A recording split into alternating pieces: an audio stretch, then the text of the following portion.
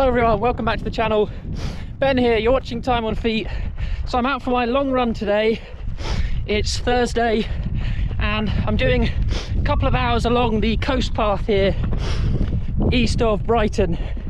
Haven't actually done this route in a while, so probably in a good 3 or 4 weeks, so really nice to get back to this route because it's one that I especially like doing, but I've mainly been kind of going up to the South Downs Way recently to get a bit more elevation in, but you know, this still has a fair bit of elevation on it, so it's good to get out here for my long run this week.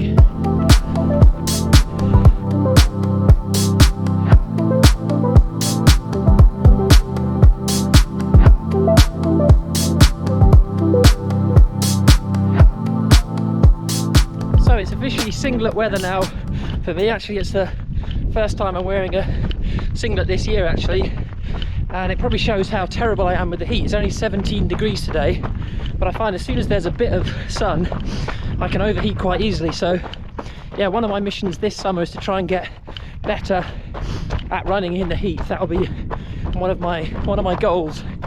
So I wanted just to reflect this week on how my training block has been going for the North Downs Way 50, with it only a couple of weeks away.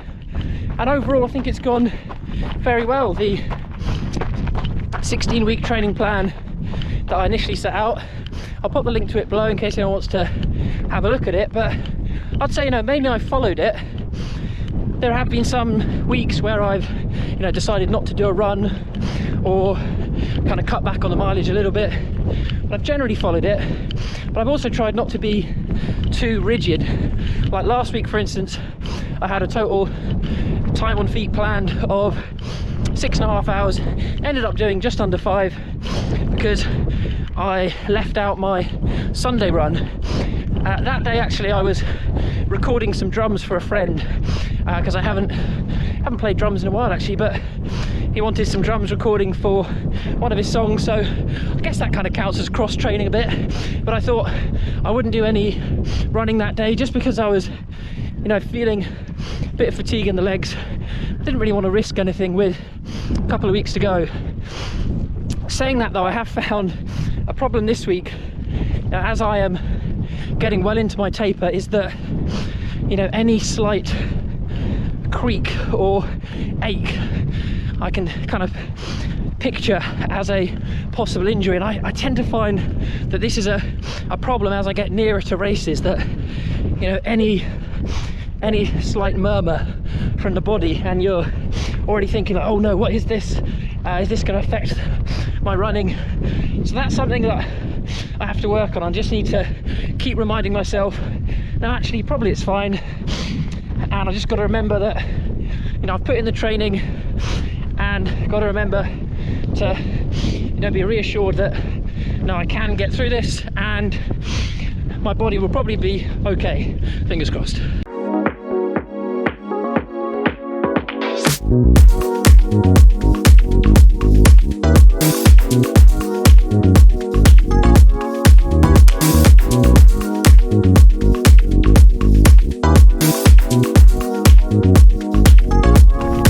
But I would say that, you know, that's something that I'll definitely take from this training block, you know, remembering that just because you set out a plan, you don't have to do everything on it.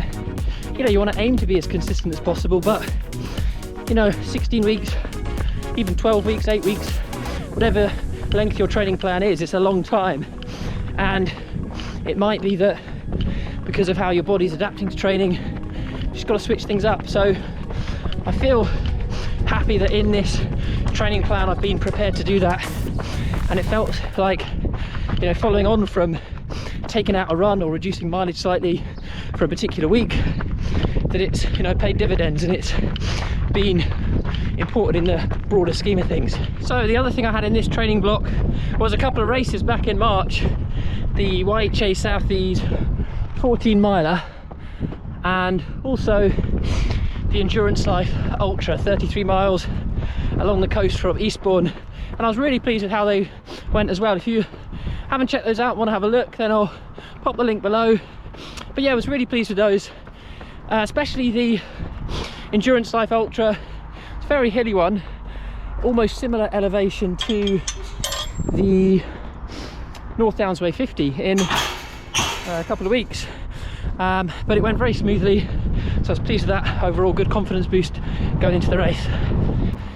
And that race, the Endurance Live Ultra, I'll be having a bit of a closer look at next week, because in next week's video I'm going to be looking at and considering my race goals for the North Downs Way 50. So it'll be useful at that point to kind of look back, see how my other races have gone more recently, how my training's gone, and then think about some reasonable goals based on that. So that's the plan for next week's video. So I'll show you what I end up doing for today's run, and then oh god, this is a bit stiff, this one. Ooh.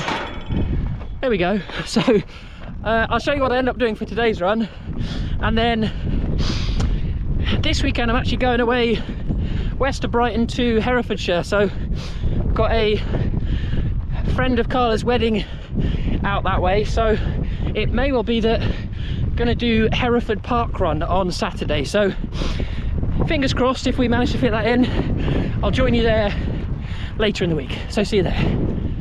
So it's Saturday, made it down to Hereford for Hereford Parkrun. So it took us about 4 hours to drive here to the southwest of England yesterday evening, and it looks an interesting one. So I've just done my warm-up around the track, and it's actually sandwiched in between a horse racing track on one side and then a golf course on the other, as you can see. So yeah, I'm just walking past the first furlong here, as you can see. So yeah, it should be a nice one, and the track itself is all trail.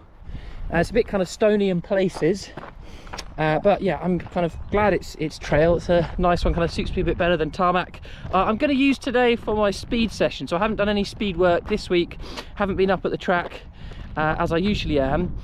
I didn't really want to do any speed that was kind of too intense, so today I'm going to do my speed kind of over the 5k of Parkrun, which is good actually, because I think it will ensure that I'm holding back a bit more if I'm doing speed over that distance rather than doing it over intervals, because I wouldn't be able to go as fast as I would usually for intervals. But yeah, beautiful day for it, perfect day out and about, so looking forward to giving this Parkrun a go. And just before we get started, a quick rundown of what I've done so far for this week's training. So on Monday I had a sea swim. Tuesday I did 1 hour easy run, and also a bit of a cycle to go and pick up some things I found on Facebook Marketplace. It's about a 45-minute cycle, nothing too intense, just a leisurely one. Wednesday I did strength and conditioning, so my 2 strength and conditioning sessions.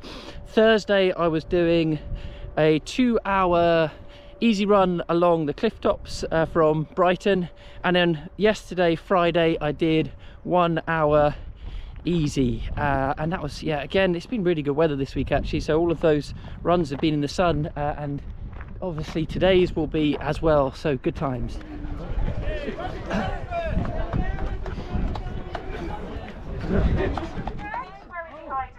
Wow, hi.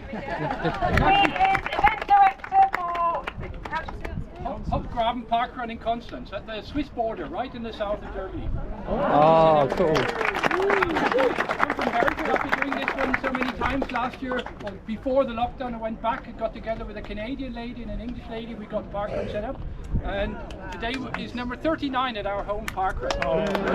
Wherever you're in South Germany or Switzerland, please come. Okay? Thank you very much.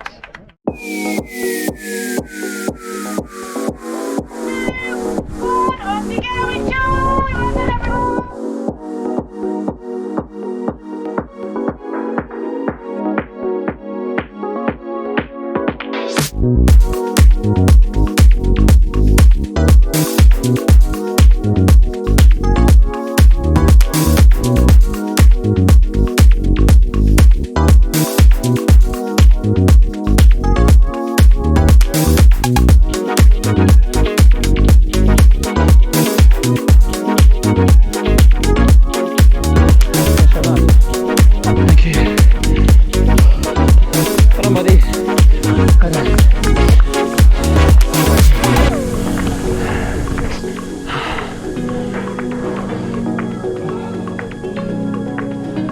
finishing on the track this week. I know I said I wouldn't do any track, but no, I'm not actually running on it. This is just next to where I finished Hereford Parkrun, and it's quite a hub of sport around here. So as I was running around the parkrun, I noticed there was over there tennis courts, there's a rugby pitch, a football pitch, and then as I said earlier, you've got the horse racing track around the outside as well. So I put up on the screen how I got on. I was pleased with that for my speed session for this week, and then next week I'll be bringing you my race goals for the North Downs Way 50. So have a good week everyone, thanks for tuning in, and I'll see you all next week.